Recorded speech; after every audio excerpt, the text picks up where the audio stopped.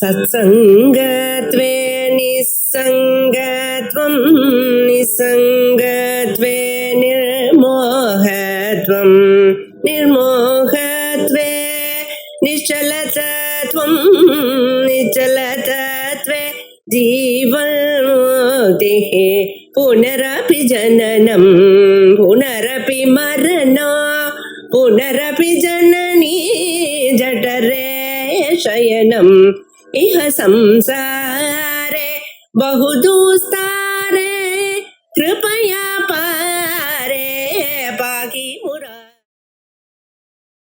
శ్రీ గురుభ్యో నమః. గురు బ్రహ్మ గురుర్విష్ణు గురుర్దేవో మహేశ్వరః గురు సాక్షాత్ పరబ్రహ్మ తస్మై శ్రీ గురవే నమః. శృతిస్మృతి పురాణానాం ఆలయం కరుణాలయం నమామి భగవత్పాదం శంకరం లోకశంకరం. ఆత్మబోధం అనే వేదాంతపరమైన కథన గ్రంథం భాష్యకారులు రాసింది. వేదాంతం పైన అంత పరిచయం లేని వాళ్ళకి చాలా అద్భుతంగా సులభంగా అర్థమయ్యేలా అత్యంత కరుణామూర్తిగా ఉండి మన ఆదిశంకరులు ఈ గ్రంథాన్ని రచించారు. దీంట్లో 20 శ్లోకాలు చూసామండి. 21వ శ్లోకం నుంచి మనం తీసుకుని ఇవాళ మళ్ళీ చూద్దాం. 21వ శ్లోకం. దేహేంద్రియ గుణాన్ కర్మాణ అమలే సచ్చిదాత్మని అధ్యస్యంతి అవివేకేన గగనే నీలతాదివత్ అని 21వ శ్లోకం. ఇంతకు ముందే మనం చూసినట్టు ఈ శరీరంలో ఉన్న గుణాలన్నీ ఆత్మయంది అవిద్య వల్ల మనం ఆరోపించి ఇది మనం తెలుసుకున్నా కూడా మనకి అవివేకం వల్ల అనాది కాలంగా వచ్చే అవిద్య వల్ల మనకి అలా వాడి అలవాటైపోయింది. ఆత్మయందు లేని గుణాలు ఆత్మయందు ఆరోపించడం అన్నది. దానికి ఉదాహరణగా శరీర గుణాలు ఏంటంటే పుట్టుక, మరణము, దాని తర్వాత వృద్ధాప్యము. అలా ఒక పిల్లాడు పుడితే వాళ్ళ ఇంట్లో ఎంతో ఒక సంబరము, నాకు వారసుడు పుట్టాడండి అని చాలా ఆనందపడిపోతూ ఉంటారు, లేనది కొత్తగా వచ్చినట్టు. అలాగే ఒక మరణం జరిగింది వాళ్ళ ఇంట్లో అంటే అత్యంత బాధాకరంగా ఉండి ఎన్ని రోజులు ఆయన ఉన్నారు, అంత గొప్ప మనిషి ఉన్నారు, ఇప్పుడు మనతో ఆయన లేదు అని ఆ కుటుంబానికే చాలా దుఃఖంని తెస్తుంది. అలాగే యవ్వనము, వృద్ధాప్యము. ఇలా నేను చిన్నప్పుడైతే నేను 10 కిలోమీటర్లు వదలకుండా పరిగెత్తేవాడిని అని ఇప్పుడైతే ఒక 10 మెట్లు కూడా నేను ఎక్కలేకపోతున్నాను, నాకు వృద్ధాప్యం వచ్చింది అని అనుకోవడము. ఇవన్నీనే మన లోకంలో నేను పుట్టాను, నేను మరణించాను, నేను యవ్వనుడుగా ఉన్నాను, నేను వృద్ధాప్యంలో ఉన్నాను. ఇవన్నీ శరీర ధర్మాలు అన్నమాట. శరీర ధర్మాలని మనం ఆత్మయందు, నేను అనగా ఆత్మయందు మనం ఆరోపిస్తున్నాము. ఏ ఒక్కడు యవ్వనంగా ఉన్నానో ఆ ఒక్కడే వృద్ధాపంలో ఉండేవాడినో, ఏ ఒక్కరు యవ్వనంలో ఉండేవాడినో ఆ ఒక్కడే ఇప్పుడు వృద్ధాప్యంలో ఉంటాను అని వాడక మనం చూస్తూ ఉంటాము. అదే యవ్వన శరీరము, అదే శరీరం ఇప్పుడు వృద్ధాప్య శరీరంగా అయింది. శరీరం మారినా కూడా ఇక్కడ నేను అన్నది మారిన వల్ల శరీరం వేరే, నేను వేరే అన్నది మనం ఇక్కడ అర్థం చేసుకున్నా మనం అనాది అవిద్య వల్ల అదేలాగా వాడుతూ ఉన్నాం. అలాగే శరీరం పక్క ఇంకో పక్క ఏంటంటే మన ఇంద్రియాల్లో ఉన్న కర్మని మనం ఆత్మయంతో ఆరోపిస్తున్నాం. ఎలా అంటే నేను చూస్తున్నాను, నేను వింటున్నాను, నేను ఇక్కడ ఒక చోటు నుంచి ఇంకో చోటుకి వెళ్తున్నాను, నేను చేతులు కలుపుతున్నాను, నేను రుచించిస్తున్నాను, నేను వింటున్నాను. ఇలా ఇంద్రియాల్లో చెవులు, ముక్కు, కళ్ళు, ఇలాంటి కాళ్ళు, చేతులు, ఇలా జ్ఞానేంద్రియాలు, కర్మేంద్రియాలు,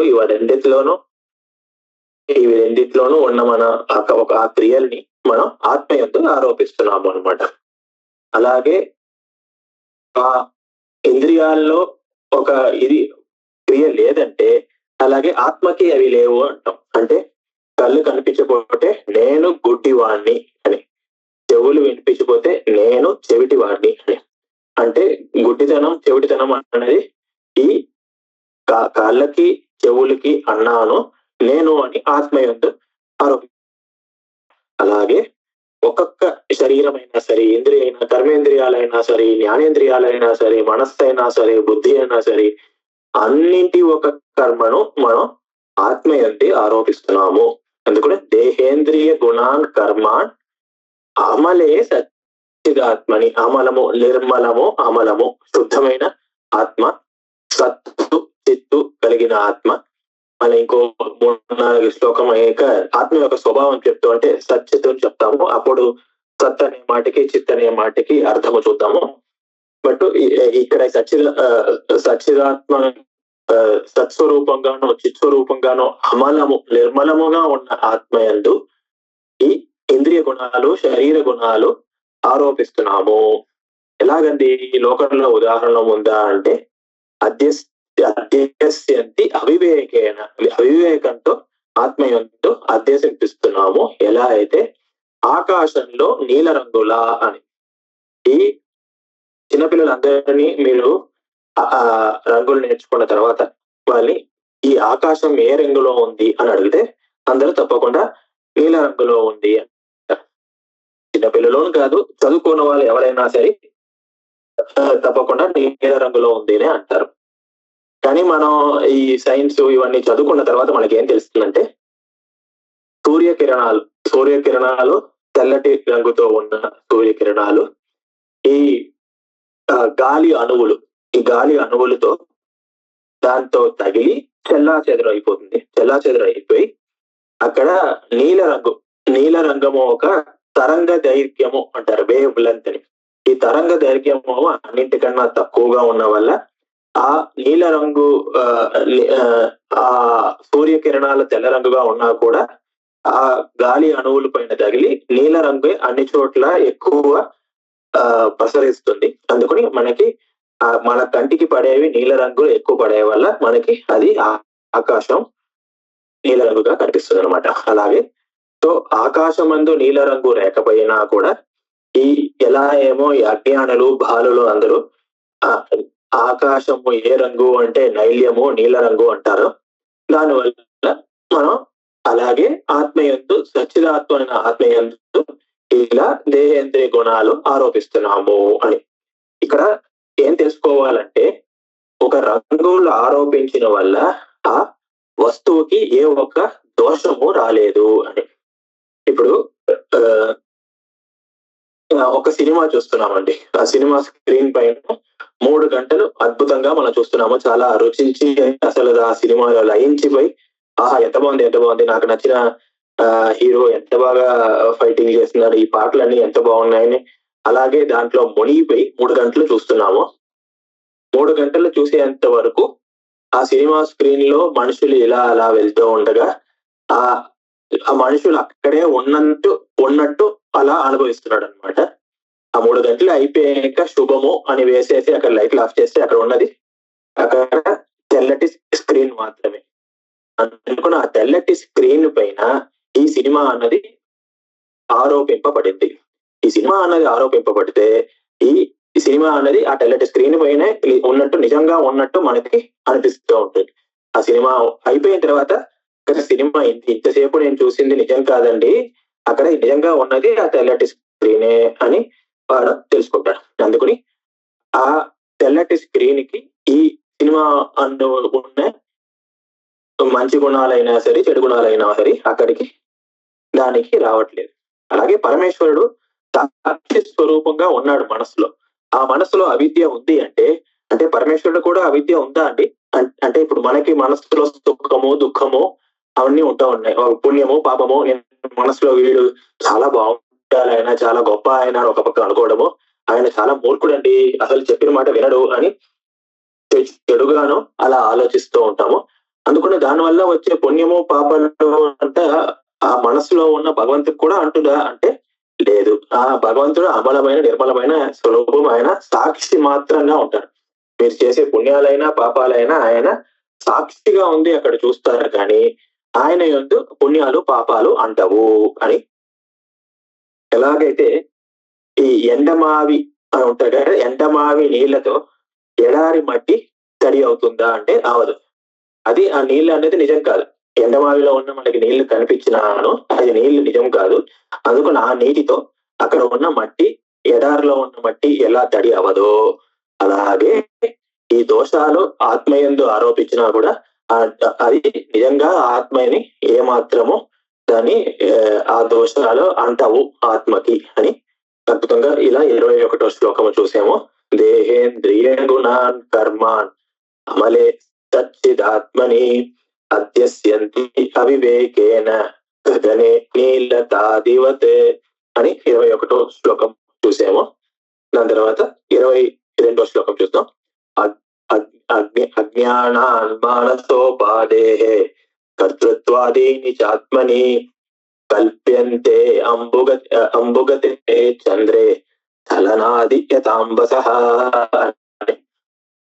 అయ్యా మీరు అన్ని చెప్పేది బాగా ఉందండి, వేదాంతం నిజంగా అనుభవించేవాడికి అతనే తెలుస్తుంది. మీరు ఆత్మ యొక్క స్వరూపము ఇవన్నీ లేదు, ఆత్మ యొక్క శరీర ధర్మాలన్నీ ఆరోపిస్తున్నాము అని అంటున్నారు. ఆత్మయందు ఇవన్నీ లేదు, ఇవన్నీ శరీర ధర్మాలు అంటుంటే, కానీ నేను ఈ సుఖాన్ని అనుభవిస్తున్నాను, నేను ఈ దుఃఖాన్ని అనుభవిస్తున్నాను. ఇప్పుడు తాకితే కాలుతుందా కాలదండి? ఏదైనా చలి పదార్థం తాకితే చల్లగా ఉంటుందా లేదా? అలాగే అది నా శరీరంకి చల్లగా ఉంటుందండి, మీకు చల్లగా లేదు అన్న వల్ల నాకు వేడి లేకుండా ఉంటుందా, కాలకుండా ఉంటుందా, చల్ల లేకుండా ఉంటుందా అంటే తప్పకుండా ఉంటుంది. అందుకని మరి ఎలా అండి మీరు ఎలా ఇది ఆత్మధర్మాలు కాదు నేను శరీర ధర్మాలు అంటారు? నేను అనుభవించేది నేను, నాకు తెలుస్తుంది, మరి మీరు ఆత్మధర్మాలు కాదు అని ఎలా అంటున్నారు అంటే దానికి సమాధానం అజ్ఞానాని మానస ఉపాదేహ కర్తృత్వాదీని చ ఆత్మని. ఈ అజ్ఞానం అంట ఈ మనస్సు అనే ఉపాధికి అన్నమాట. దీనికి అద్భుతంగా ఒక ఉదాహరణ ఇచ్చారు. కల్ప్యంతే అంబుగతే చంద్రే, ఒక చిన్న ఒక లేక్ అంటారు అని, ఆ నీళ్ల పైన ఆ చంద్రుడు ఒక రిఫ్లెక్షన్ తగిలితే అక్కడ లోపల చంద్రుడు ఏమో ఆ నీటిలో ఏ ఒక్క కదలిక లేకపోతే ఆ చంద్రుడు ఏ ఒక్క కదలిక లేకుండా ప్రశాంతంగా చాలా అందంగా కనిపిస్తాడు నీటిలో. ఆ రిఫ్లెక్షన్ లో ఆ నీటిలో ఒక చలనం ఉండిందంటే, ఒక రాయి తీసి మీరు నీటిలో కొట్టారంటే అప్పుడు ఆ నీటిలో ఒక చలనం వస్తుంది, డిస్టర్బెన్స్ వస్తుంది. అప్పుడు ఆ నీటిలో ఒక రిఫ్లెక్షన్ గా ఉండే చంద్రుడు కూడా దాంట్లో ఒక చలనంతో కనిపిస్తాడు అనమాట. అందుకని చలనము నీటిలోనే ఉన్నా దాంట్ లోపల ఉన్న అక్కడ రిఫ్లెక్షన్ గా ఉన్న చంద్రుడికి చలనం ఉన్నట్టు ఎలా కనిపిస్తుందో అలాగే మనస్సు అన్నది చలనం లేకుండా ఉండిందంటే మీరు సమాధి దశలో ఏ ఒక్క దుఃఖము ఏది అనుభవించకుండా సంతోషంగా ఉంటారు. మనస్సులో ఏ ఒక్క చలనం ఉండిందంటే నాకు ఇది కావాలి, అది కావాలి, ఇంకా డబ్బులు కావాలి, నాకు ఇంకా ఉద్యోగంలో ప్రమోషన్ కావాలి, వీళ్ళెందుకు నాతో మాట్లాడట్లేదు, వాళ్ళెందుకు నా పైన విరోధంగా ఉన్నారు, వాళ్ళకి నేను అందరికన్నా గొప్ప మనిషిగా కనిపించాలి అని ఇలాంటి మనకి మనసులో ఎంతో ఆశలు, అలా ఆశలతో మిగతా వాళ్ళ కోసం మనం జీవిస్తున్నాం అన్నట్టు అనిపించేలా ఆ ఆశలతో మనస్సులో ఎప్పుడు నిత్యం చలనముగా ఉంటుంది మనసు. ఆ నిత్యముగా మనసు చలనంలో ఉంటే అప్పుడు ఆ చలనమైన మనసులో ఈ ప్రతిబింబ రూపంగా ఉన్న ఆ జీవుడు కూడా చలనంతోనే కనిపిస్తాడు. ప్రతిబింబంగా ఉండే చంద్రుడు నీటిలో ఒక చలనం ప్రతిబింబంగా ఉండే చంద్రుడు పైన ఎలా కనిపిస్తుందో అలాగే మనస్సులో ఒక చలనము, ఆ మనస్సు ఒక ప్రతిబింబంగా, మనస్సులో ఆ బ్రహ్మ యొక్క ఆత్మ యొక్క ప్రతిబింబంగా ఉన్న జీవుడి పైన కూడా ఆ చలనము కనిపిస్తుంది. అందుకని ఆ జీవుడికి చలనము నిత్యంగా ఆయన అనుభవిస్తాడు. నేను సుఖము దుఃఖము ఆలోచన ఇలా అవుతున్నాను అలా అవుతున్నాను, నా పిల్లలు బాగా చదువుకోవాలి, నా పిల్లలు మంచి స్కూల్కి వెళ్ళాలి, నా పిల్లలకి మంచి ఉద్యోగాలు రావాలి అని ఆపకుండా నా మనవాళ్ళకి మంచి స్కూల్ రావాలి, నా మనవాళ్ళకి మంచి బుద్ధులు రావాలి, నా మనవలకు పెళ్లి అవ్వాలి అంతైనా మీకు 90 ఏళ్ళు 80 ఏళ్ళు 90 ఏళ్ళు అయిన వాళ్ళకి పెద్దవాళ్ళని వీళ్ళు అడగండి, అమ్మా మీకు కావాల్సిన ఆశలన్నీ తీరేయా అని అంటే, లేదండి ఇంకొకటి మా మనవడికి పెళ్లి అవ్వట్లేదు, ఓ మంచి పిల్ల దొరకాలి, మీకు ఎవరైనా ఉంటే చెప్పండి అంటారన్నమాట. అంటే పిల్లలైనాను మనవలైనాను ముని మనవలైనా కూడా వాళ్ళు బతికుండేంత వరకు వాళ్ళకి ఆశలు నిశ్చయంగా ఉంటూ ఉంటాయి. ఆశలు ఉన్నంత వరకు మనసులో చలనం ఉంటుంది. మనసులో చలనం ఉన్నంత వరకు ఆ జీవుడిలో నేను సుఖముని అనుభవిస్తున్నాను, నేను దుఃఖంని అనుభవిస్తున్నాను అని తప్పకుండా అనుభవం ఉంటూ ఉంటుంది అని అనుకుని, అజ్ఞానం వల్ల మనస్సు అనే ఉపాధిలో కర్తృత్వం అనేది మనం మనస్సు అనే ఉపాధిలో ఉన్న కర్తృత్వము ఆత్మయంతో కల్పిస్తాము. అజ్ఞానాత్ మానస ఉపాధేహే కర్తృత్వాదీని ఆత్మని కల్పితే. కర్తృత్వాదీని అంటే కర్తృత్వం, నేను ఇది చేస్తున్నాను, నేను ఈ పని చేస్తున్నాను, ఈ ఉద్యోగం చేస్తున్నాను, ఇక్కడి నుంచి అక్కడికి వెళ్తున్నాను, నేను ఇది భోజనం చేస్తున్నాను, అలా నాలో ఉన్న క్రియ అన్నిట్లో అది మనసులో ఉన్న క్రియ అది ఆత్మయందు నేను ఆరోపిస్తున్నాను. ఎలా? అంబు అంటే జలము, జలములో ఉండే చంద్రుడు, జలంలో ఉండే చలనం వల్ల అక్కడ ఉన్న చంద్రుడు కూడా, అక్కడ ప్రతిబింబంగా ఉండే చంద్రుడు కూడా చలనంతో కూడి ఉన్నాడు అని ఎలా అనిపిస్తుందో అలాగే మన ఆత్మకు కర్తృత్వం ఉంది అని మనకి అనిపిస్తూ ఉంటుంది. వాస్తవంగా చూస్తే ఆ ఆత్మయందు కర్తృత్వం భోక్తృత్వం అన్నది ఏది లేదు, ఏ మాత్రం క్రియ లేదు అని మనం తెలుసుకోవాలి అని 22వ శ్లోకం చూసి ముగించాము. జ్ఞాన ఆత్మానసోపాదే కర్తృత్వాదీని చాత్మని కల్ప్యంతే అంబుగతే చంద్రే చలనాదియతాంబస అని 22వ శ్లోకము. 23వ శ్లోకం రాగే రాగే సుఖ దుఃఖాది బుద్ధౌ సత్యాం ప్రవర్తతే సుషుప్తౌ నాస్తి తన్నాశే తస్మాత్ బుద్ధేస్తు నాత్మనః అని మీరు చెప్తున్నారు కదండి. దీనికి ఏదైనా ఒక ప్రూఫ్ ఉందా?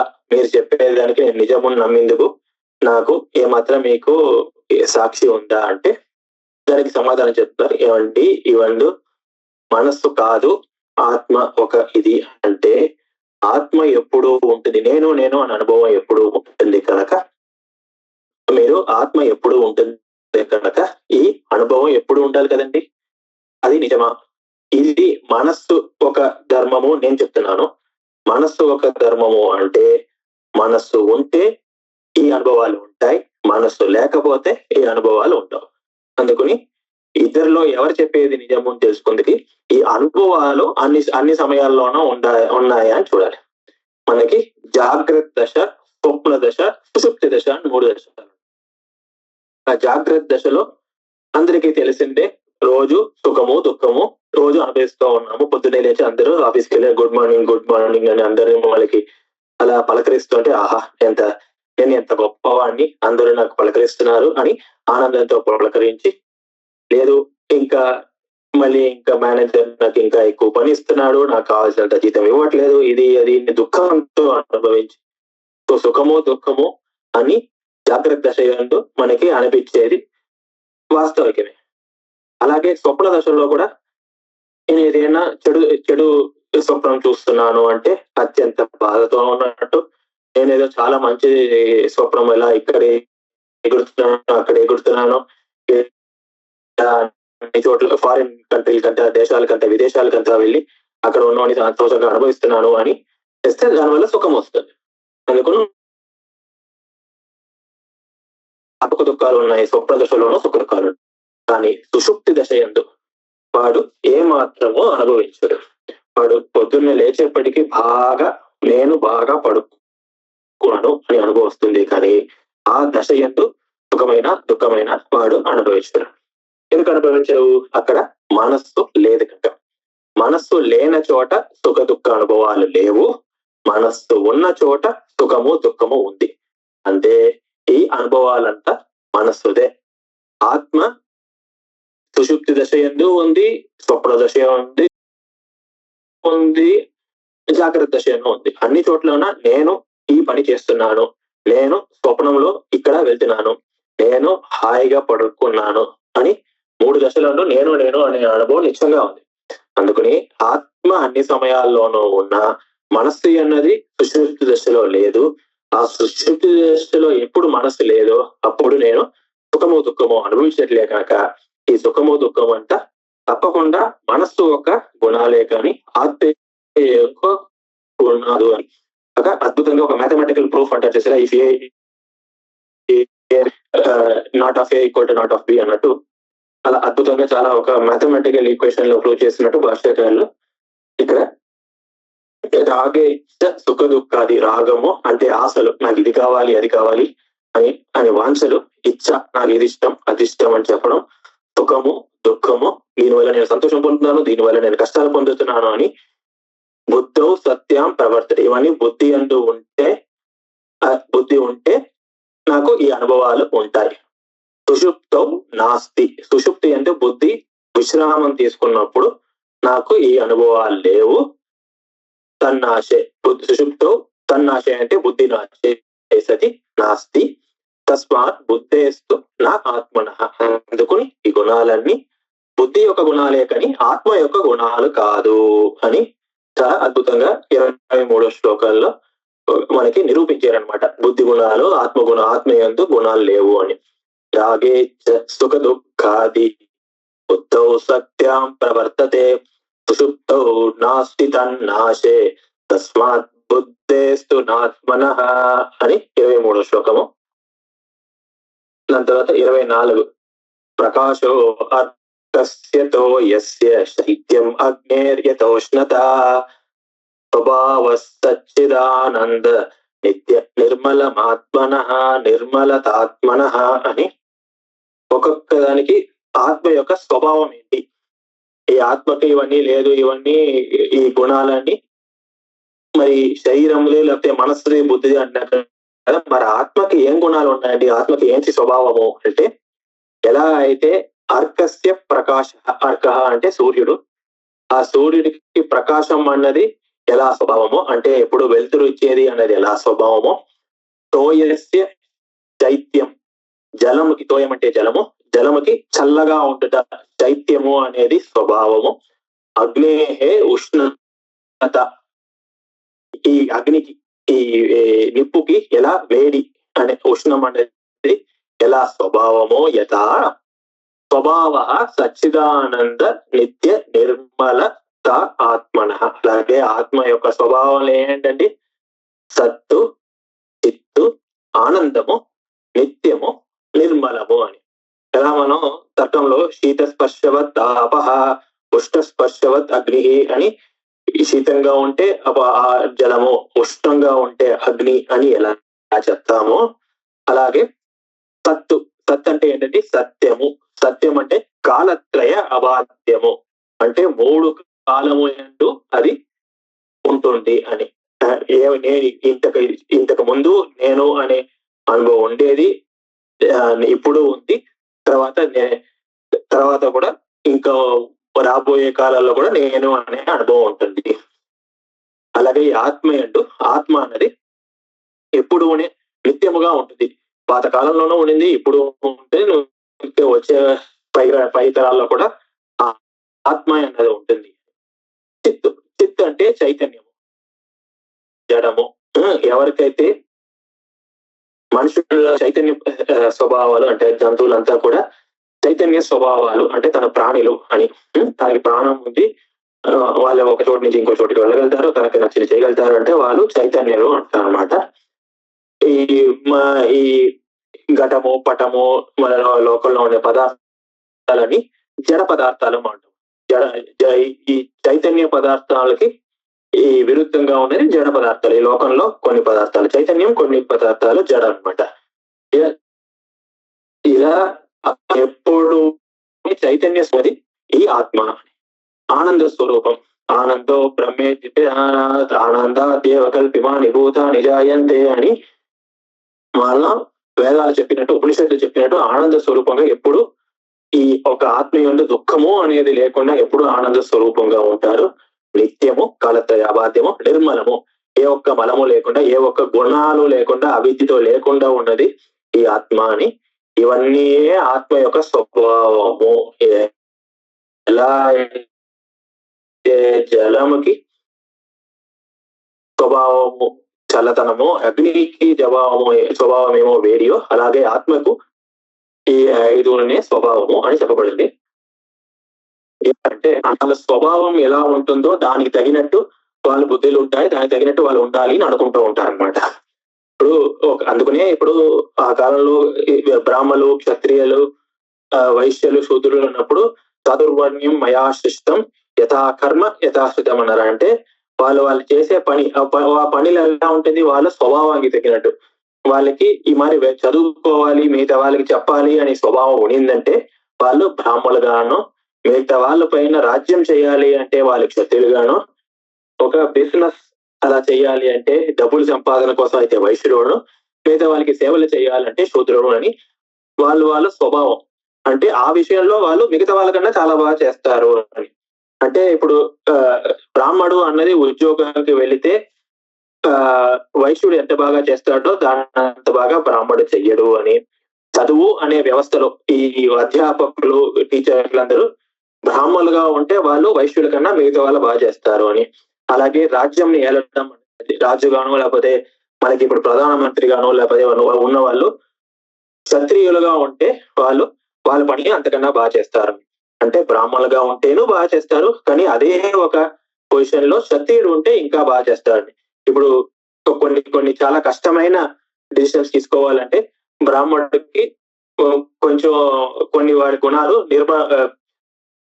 నిర్మలమైన గుణాలంతా, కొంచెం మిగతా వాళ్ళ పైన సానుభూతి లాంటి గుణాలంతా సరి అయిన డిసిషన్ తీసుకోనికి అడ్డు వస్తుంది. కానీ క్షత్రియుడు ఒకటే ధైర్యంగా కొన్ని డిసిషన్స్ తీసుకోగలదు. అలా ఆ స్వభావంకి తగినట్టు వాళ్ళ పనులు చేస్తూ ఉంటే అందరికన్నా బాగా చేస్తారు అని ఎలా అంటారో, అలాగే ఇక్కడ వాళ్ళకి వాళ్ళ స్వభావము దాన్ని అనుభవించడం చాలా సంతోషం ఇస్తుంది అనమాట. అందుకనే ఆత్మ యొక్క స్వభావం ఏమో సచ్చిదానందం, జ్ఞానం, నిర్మలం కనుకనే మనకి ఎప్పుడు మనిషి అన్నవాడు జ్ఞానం వైపు, సంతోషం వైపు వెళ్తూ ఉంటాడు. నాకు ఇంకా సంతోషం కావాలి అని. సంతోషం ఎందుకంటే ఆనంద స్వరూపం, తన ఆనంద స్వరూపం కనుక ఎప్పుడు ఆనందం కావాలి అని ఆ ఆనందం కోసం వెతుక్కుంటూ తన జీవితాన్ని ప్రతిరోజు పరుగులతో కూడి ఉంటాయి. ఎప్పుడైతే వాడు చేసే పనులు వాడికి నిత్యమైన ఆనందం ఇవ్వడు, జ్ఞానం ఒకటే నిత్యమైన ఆత్మ ఆనందం ఇస్తూ దీన్ని తెలుసుకుంటాడో అప్పుడు జ్ఞానం వైపు పరిగెడతాడు. అప్పుడు తన సత్తు, చిత్తు, ఆనంద, నిత్య నిర్మలమైన స్వభావం తెలుసుకుంటాడు అని. అందుకనే మనిషి ఎప్పుడూనే తనకి ఆనందంకి, జ్ఞానం వైపు ప్రయత్నిస్తూ ఉంటాడు అని.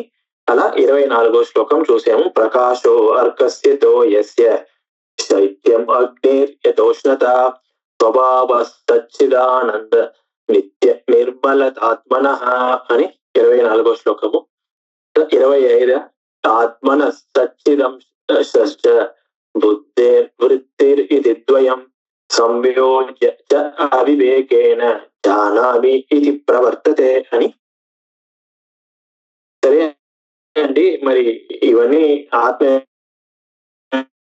స్వరూపం పేరు. మరి నిజంగా ఎందుకు నాకు ఇలా అనిపిస్తోంది, నాకు సుఖం ఉంది, నాకు దుఃఖం ఉంది అని నేను వెళ్తున్నాను. ఇప్పుడు నేను ఒక బస్సులో కూర్చొని ఒక ఊరు నుంచి ఇంకో ఊరికి వెళ్తున్నాను.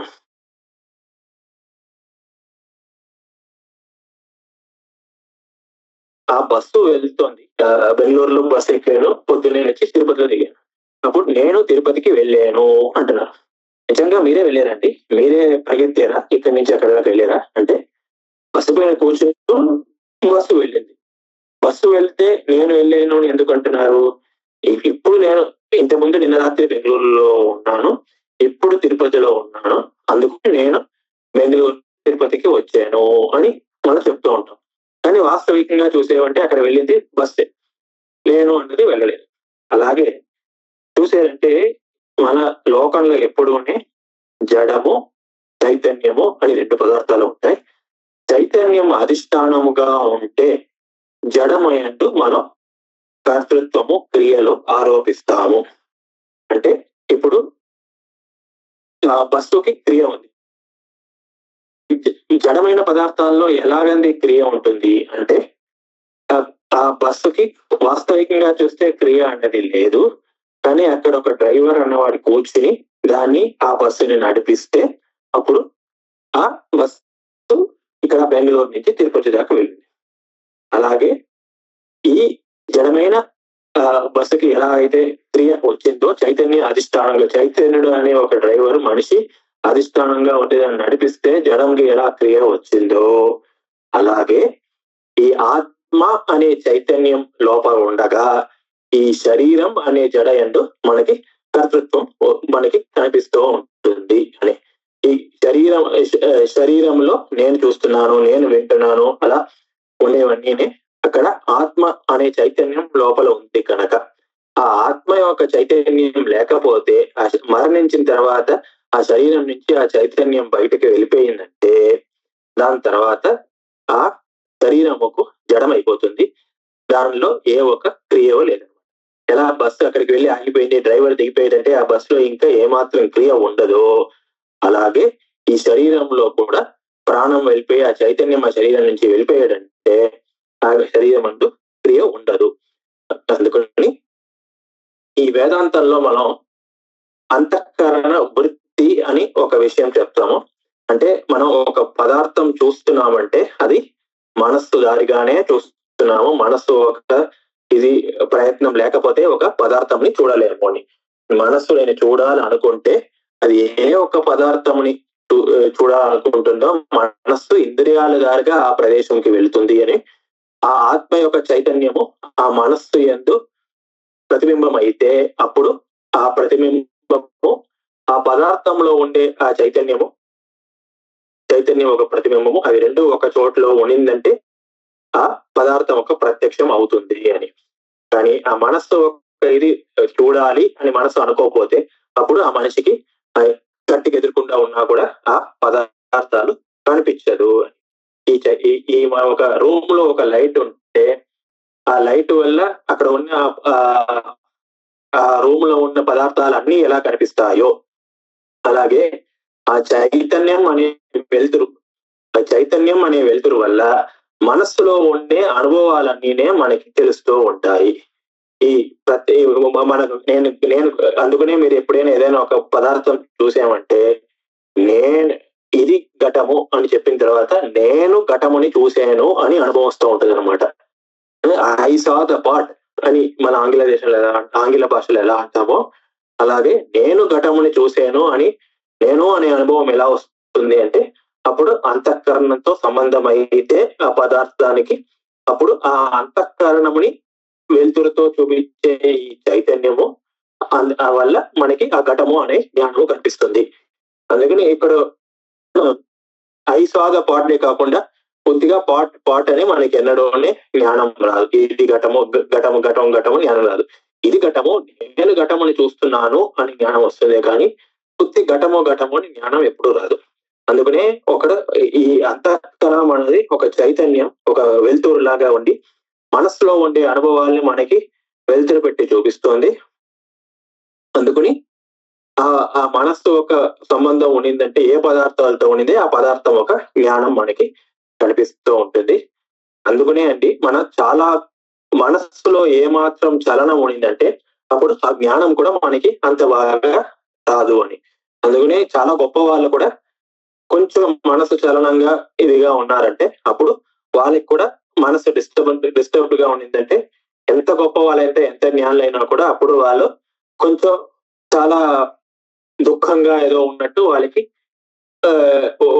అవివేకత్వం కొంచెం కనిపిస్తూ ఉంటుంది. గొప్ప వాళ్ళకి కూడా అవివేకత్వం మనసు చలనం అయితే కనిపిస్తూ ఉంటుంది అని. అందుకని అది ఆత్మనః సచ్చిదంశ ఆత్మ యొక్క పోయినసారి స్వభావాలు ఏమని చెప్పామో సత్తు చిత్తు ఇవన్నీ ఈ అంశాలన్నీ బుద్ధి అంటే ఇక్కడ మనసు అంతఃకరణం ఒక వృత్తి అంటే దాని ఒక మాడిఫికేషన్ దాని ఒక అంతఃకరణం ఇంద్రియాల దారిగా పదార్థ దేశంకి వెళ్ళినప్పుడు దాని అంతఃకరణం ఒక మాడిఫికేషన్ దాని యొక్క మార్పు ఇవి రెండు కలిసి సంయోజ్య అవివేకేన జానామి ఇది ప్రవర్తతే. దీనివల్ల నేను ఈ సంయోజ్య ఇవి రెండు కలిసి అవివేకం వల్ల అజ్ఞానం వల్ల నేను ఈ ఘటముని తెలుసుకుంటున్నాను అని లోకంలో ప్రవర్తన ఉంటూ ఉంటుంది మనిషికి అని. అలా మనస్సు ద్వారాగా తన అన్ని విషయాల్ని చూస్తాడు. ఆ మనసులో ఉన్న అనుభవాలన్నిటినీ ఆత్మ ప్రకాశిస్తుంది. ఇవి రెండి ఒక కలయిక వల్ల తన జ్ఞానాలన్నీ తెలుసుకుని అజ్ఞానం వల్ల ఈ ఆత్మ ఇవన్నీ ఈ కర్తృత్వము, నేను తెలుసుకోవడము, నేను చూడడము ఇవన్నీ ఆరోపిస్తూ ఉంటాడు అని అద్భుతంగా 25వ శ్లోకం చూసాము. ఆత్మనః సచ్చిదంశశ్చ బుద్ధిర్ద్వయం సంయోజ్య అవివేకేన జానామీతి ప్రవర్తతే అని 25 శ్లోకాల దాకా చూసాము. ఇలా అత్యంత రుచికరమైన ఆత్మబోధము ఇంకా ఇంకా చెప్పే ఈ అవకాశం నాకు ఇంకా ముందుకు రావాలి అనుకుంటూ మళ్ళీ తర్వాయి భాగం వచ్చే లెక్చర్ లో చూద్దాము. ఇంతటితో సెలవు. ఓం సహనావతు సహనౌ భునక్తు సహ వీర్యం కరవావహై తేజస్వినావధీతమస్తు మా విద్విషావహై. ఓం శాంతి శాంతి శాంతి. శ్రీ గురుభ్యో నమః. హరి ఓం. నమస్కారం.